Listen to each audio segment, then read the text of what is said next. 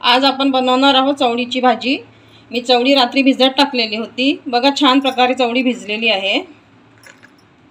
चवळीच्या भाजी करता लागणारे साहित्य 4 ते 5 लसूण पाकळ्या घेतल्या, एक मिरची घेतली, थोडा आलं घेतला, थोडासा जिरा घेतला आणि कोथिंबीर। आपण एक खलबत्त्यात चेचून घेऊया। आता आपण एक खलबत्त्यात टाकून चेचून घेऊया। लसूण, मिरची, आलं, जिरा आणि कोथिंबीर।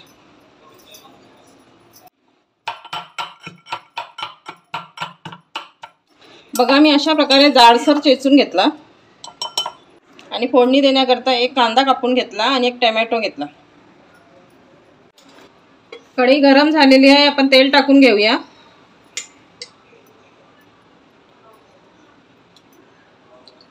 तेल गरम झालेलं आहे, कांदा टाकून घेऊया।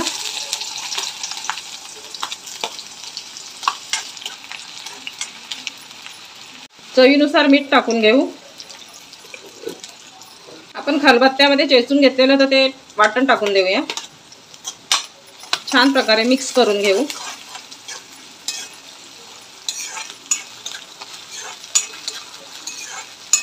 बघा कांदा आणि वाटण छान प्रकारे फ्राय झालेला आहे। आता आपण सर्व मसाले टाकून घेऊ। अर्धा चम्मच हळद, 2 चमचे मिरची पावडर, 1 चमचा धना पावडर, 1 चमचा जीरा पावडर आणि थोडासा गरम मसाला।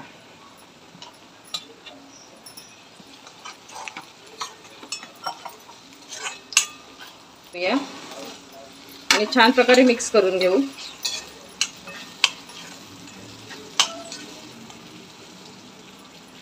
आता भिजवलेली चवळी टाकून घेऊ।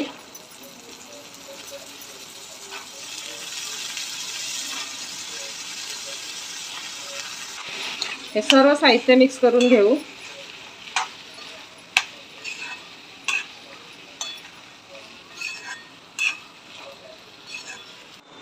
झाकण ठेवून मसाल्यामध्ये वाफेवर शिजवून घेऊया।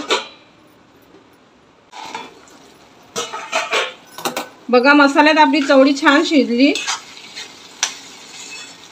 आता आपण त्याच्यात थोडं पाणी टाकून घेऊया। मी गॅसवर गरम पाणी करायला ठेवलेलं होतं, थोडं पाणी टाकून घेऊया। गरम पाणी टाकल्याने लवकर उकळी येते। छान प्रकारे मिक्स करून 10 मिनिटं वाफेवर शिजवून घेऊ। बघा 10 मिनिटं झालेले आहेत।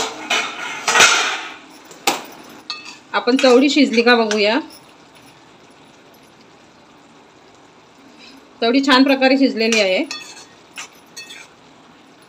कोथिंबीर टाकून देऊया।